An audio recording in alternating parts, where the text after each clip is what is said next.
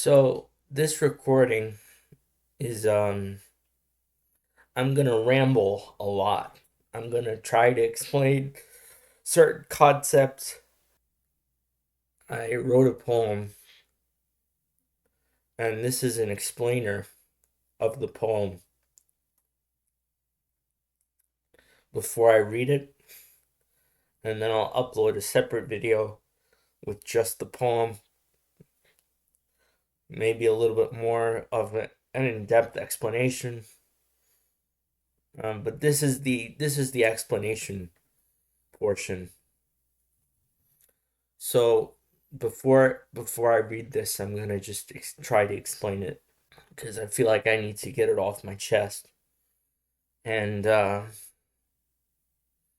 so here's like the key concept we're gonna talk about, or key concepts that we're gonna talk about. We're gonna talk about logos, and we're gonna talk about divine will. Okay, so the power of logos is the power of speech. This is clearly illustrated in Genesis. Um, when Yahweh dictates that there, should be light, and there was light. The thing that I'm trying to put forward in this poem is that these performers have the power of logos, as demonstrated in Genesis. Um, the reason why I think that is because of their aesthetic, because of their beauty. Their beauty grants them the power of logos because they are able to express their will through their divinity.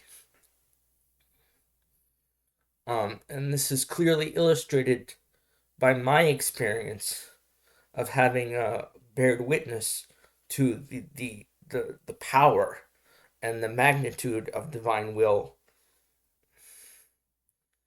Uh, I think in my own life, the way this has clearly been shown is uh, through the takedown of my work, because my work was taken down due to divine will, because it transgressed against the divine will of Christ, and so it was taken down. I think that for me, besides like the physical effects of um, my legs were broken, um, that's also a portion of divine will, because Christ punished me by breaking my legs. And yeah, it was a very powerful experience, very humbling experience, um, a very painful experience. But now, because of all that, because of the divine will, I am not able to mention these performers' names or use their likeness as illustrations of what I'm saying. So I have to use aliases. So the aliases that I chose are Christ, Darius, and Jehovah, that correspond to each of these performers. Now, of course, through aesthetic value, which I unfortunately haven't covered a lot in my work, in my past work, which I regret. I should have, um, considering the divine wrath and the impact it had on my work. I should have clarified the basics, so I will clarify them now. So basically, we have to talk about the value of aesthetics. So how do we determine their value, and or I should say, how do I forget about we, because there's no we, it's only me. Uh, but how do I determine their value? And the way you do that is through their aesthetics. So brunettes are usually aligned with the moon, which is aligned with the lunar Christ, which is shorthand as Christus. And so brunettes are the lunar, which is Christus.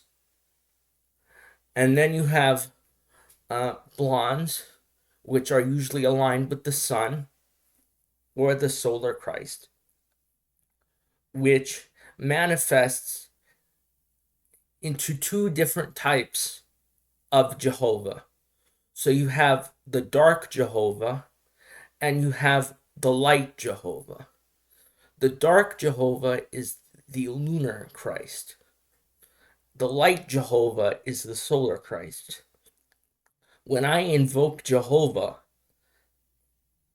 I'm invoking the solar Christ or a form of the solar Christ,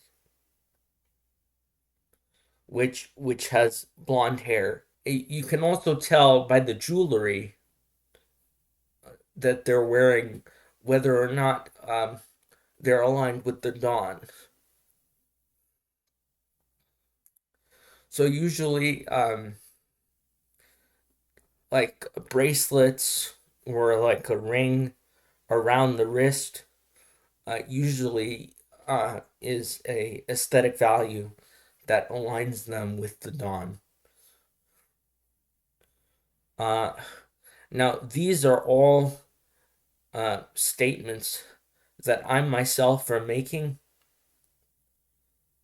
Nobody else is like endorses my view. I'm just stating what I feel to be the case, and these are just assertions on my part, and in no way actually reflect on these performers. Besides my own opinion of them, which is that they are deities. Um, because of their beauty, essentially that puts them on a deified status in my mind. So they are idols in my mind. And yeah, so that's pretty much the basics. And because of the way they look, their hair color, their eye color, these aesthetics determine their category, whether they're dusk or they're dawn, uh, twilight, and so forth. Anybody who's familiar with my old work will kind of get an idea as to what I'm talking about, I hope.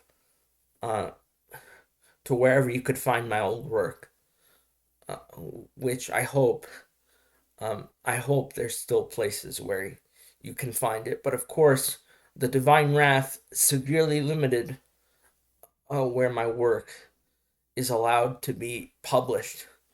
So I don't know where you could find it, but I'm sure, considering that the internet is forever, I'm sure there are ways where you can find my old work. Um, or at least I hope so. Um, so where was I? Um, Basically, to explain this poem a little bit more. So these performers, these gods, if you will, they are in a pumpkin patch. They're wearing pumpkins on their heads. Um, I cannot show this because of the divine will, but um, they are wearing pumpkins on their heads, and it's like a photo shoot. Um, and so, as they are doing this, the the vines turn into pink flowers, or the leaves, I should say, turn into pink flowers on vines. You could see this in the sunlight, or at least I can see it in the sunlight. Uh, and I think this is accomplished through the power of logos, because in one of the other videos, Jehovah expresses season's blessings. Blessings, uh, to me, is assumed to be growth and, sprouting, birth. That is a blessing. And I think Jehovah invites the blessing because she has a garden. Um, in her old content, before she was kicked off of YouTube, she had a video where she was growing vegetables, and I can't mention the name of